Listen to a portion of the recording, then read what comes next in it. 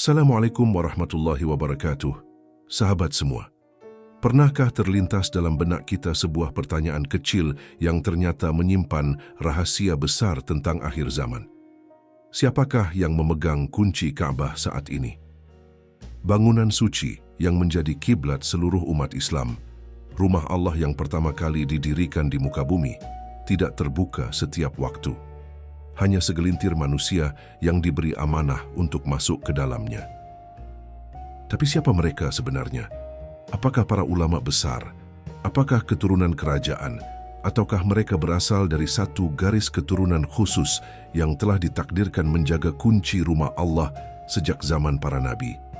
Dan yang paling mencengangkan, mengapa kelak di akhir zaman mereka akan disingkirkan? Apa yang sebenarnya akan terjadi pada Ka'bah?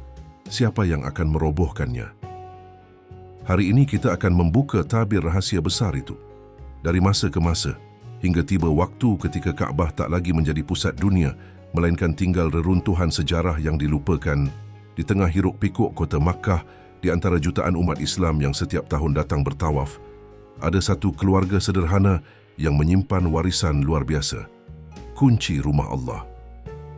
Bukan seorang presiden, bukan pula raja, dan bukan pula pemimpin duniawi, melainkan satu keluarga yang haknya dijaga langsung oleh Allah hingga akhir zaman. Ka'bah dibangun oleh Nabi Ibrahim dan putranya, Nabi Ismail. Mereka adalah arsitek pertama dari rumah ibadah yang menjadi poros kehidupan umat Islam. Allah berfirman tentang mereka ketika Ibrahim dan Ismail meninggikan fondasi Baitullah. Ya Tuhan kami, terimalah dari kami amal ini. Sungguh Engkaulah yang maha mendengar lagi maha mengetahui. Sejak saat itu, Ka'bah menjadi pusat ibadah umat manusia. Namun, siapakah yang ditugaskan untuk menjaga dan mengurusnya? Amanah ini diwariskan secara turun-temurun.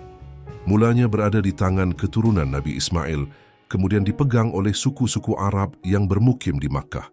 Hingga akhirnya, kunci suci itu berada di tangan Bani Abdiddar, salah satu kabilah Quraisy.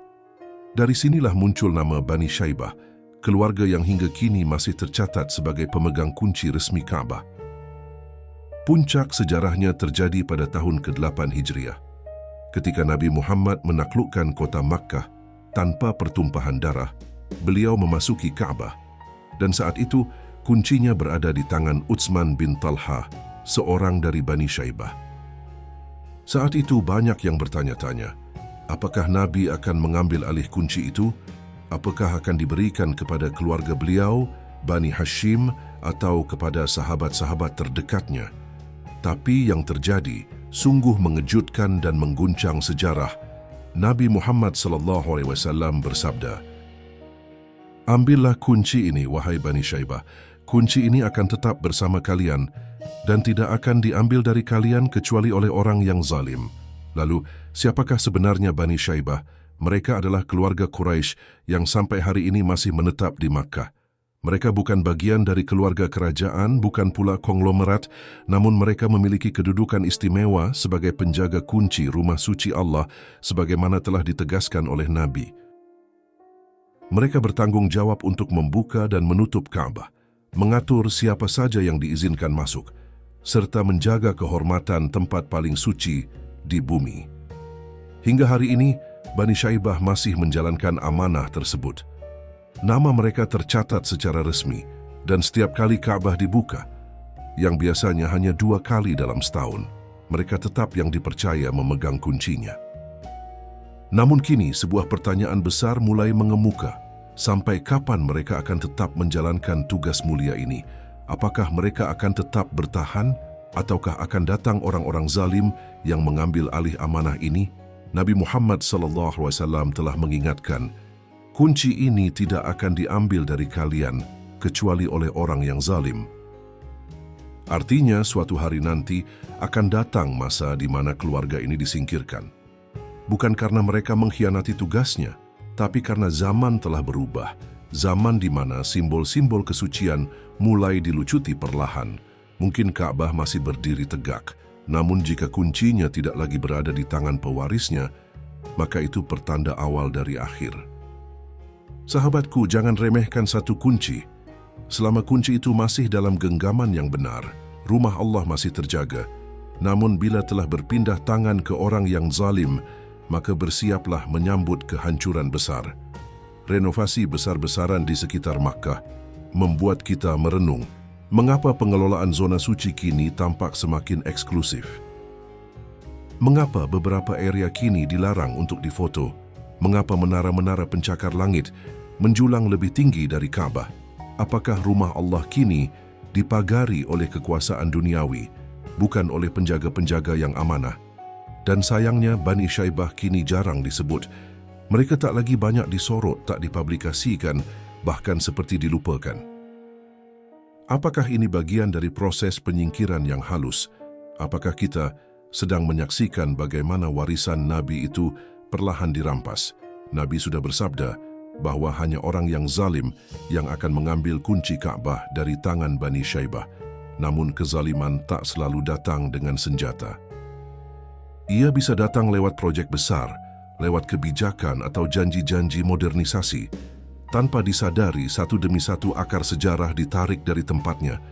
Dan jika benar suatu hari nanti Bani Syaibah tersingkir, jika kunci Ka'bah diambil alih oleh pihak yang tidak amanah, maka sabda Nabi akan menjadi nyata.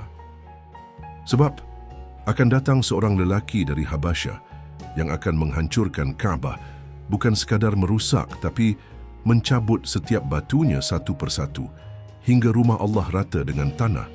Rasulullah SAW bersabda, "Seakan-akan aku melihat seorang lelaki hitam legam, botak, berasal dari Habasyah, menghancurkan Ka'bah, mencabut batu-batunya satu persatu." Ini bukan dongeng, ini adalah nubuah. Dan dalam beberapa riwayat disebutkan tidak ada seorang pun yang berusaha mencegahnya, tidak ada perlawanan. Dunia hanya diam, seolah-olah kesadaran umat telah sirna. Lantas siapa sebenarnya lelaki itu? Apakah ia nyata atau hanya simbol kehancuran? Habasyah dahulu merujuk pada kawasan yang kini dikenal sebagai Ethiopia dan sekitarnya. Namun secara geopolitik modern bisa jadi lebih luas. Bisa saja kekuatan luar dari benua Afrika atau bahkan kekuatan asing yang suatu hari menguasai Makkah.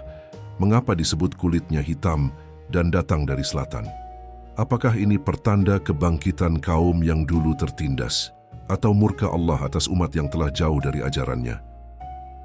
Hari ini pengamanan Ka'bah semakin digital, namun tidak sepenuhnya berada di tangan umat Islam.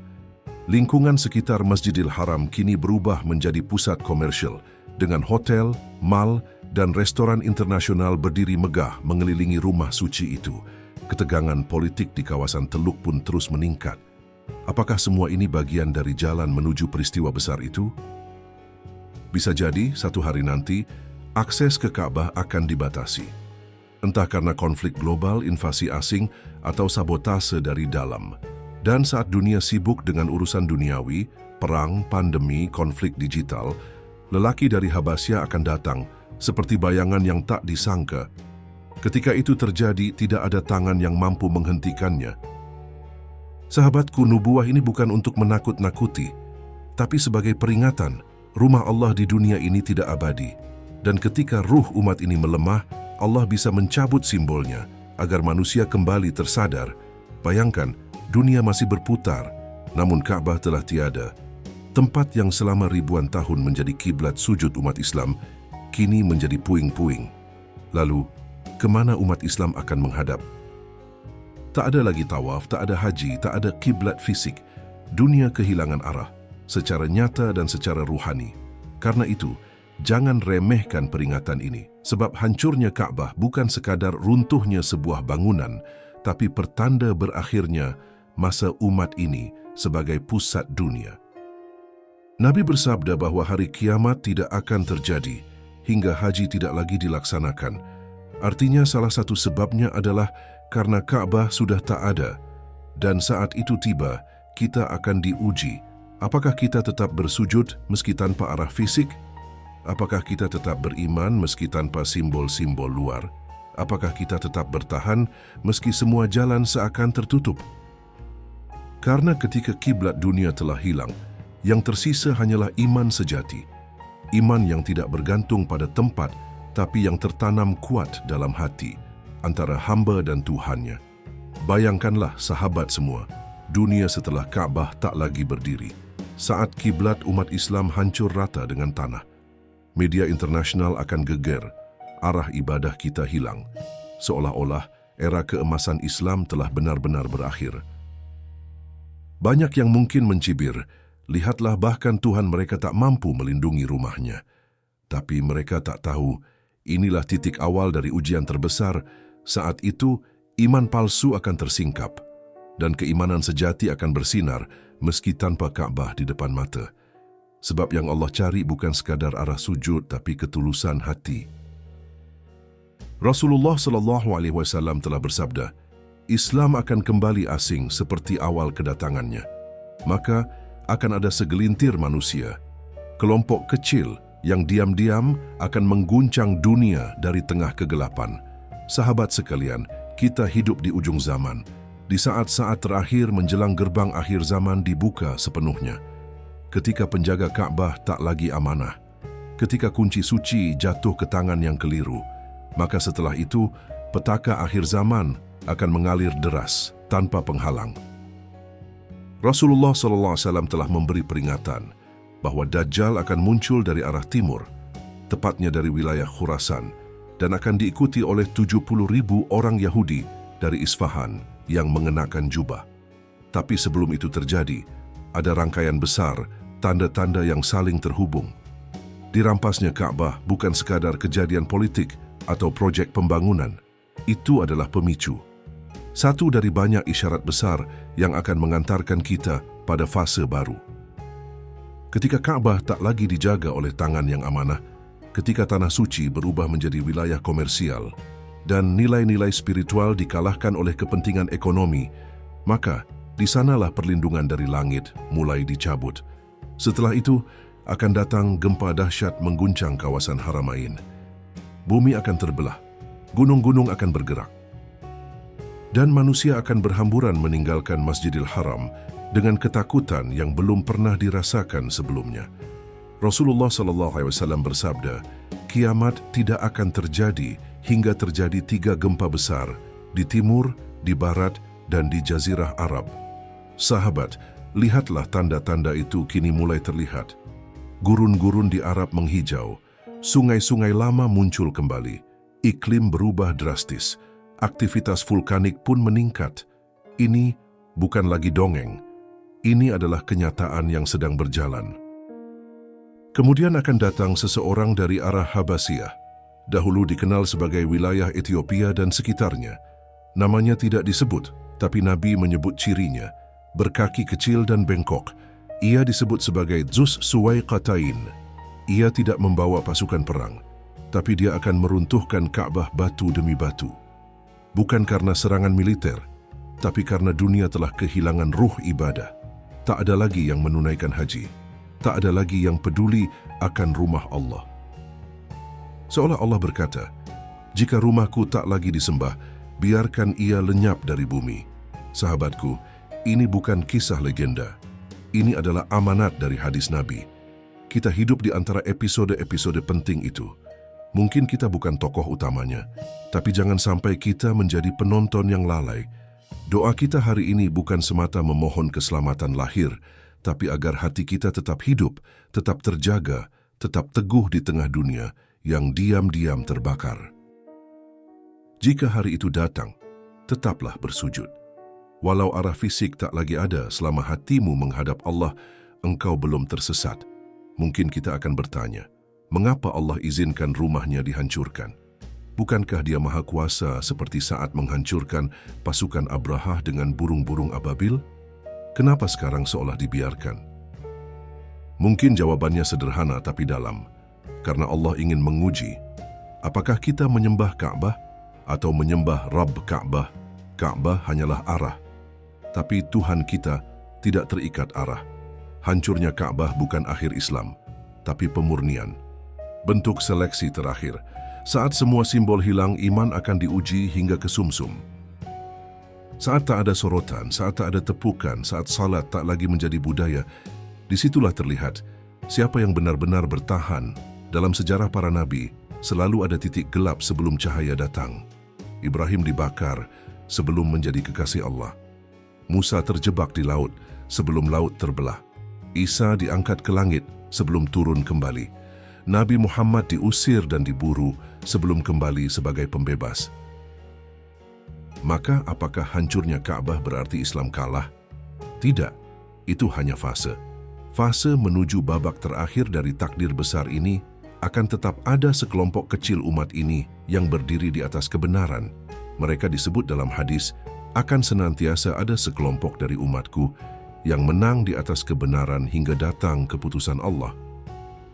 Mereka tak selalu populer, tak punya kekuasaan, tapi hati mereka diisi cahaya, dan Allah akan jaga mereka. Pertanyaannya, sahabat, apakah kita siap? Siap menghadapi dunia tanpa simbol, siap menyaksikan Ka'bah dihancurkan, tapi hati tetap bersih, siap melihat dunia berguguran, tapi ruh tetap menghadap Allah, karena waktu itu sudah dekat, tak menunggu kiamat datang, tapi menyiapkan hati seolah kiamat bisa terjadi esok pagi. Mari perbaiki salat kita, lindungi keluarga, genggam erat iman dan ilmu, karena kelak bukan simbol yang menyelamatkan kita, tapi keyakinan dan amal nyata. Sahabat, bangunan bisa runtuh, dunia bisa hancur. Tapi selama dada kita masih menyimpan kiblat, kita belum kalah. Ka'bah mungkin hilang dari bumi, tapi selama sujud kita tetap tegak, Allah akan menjaga kita. Sampai hari pertemuan terakhir, saat langit dilipat dan bumi digulung, dan kita semua berdiri di hadapannya, dan pada saat itu, hanya satu pertanyaan yang akan terdengar. Apa yang kau bawa selain sujud? Barakallahu fiikum. Wassalamualaikum warahmatullahi wabarakatuh.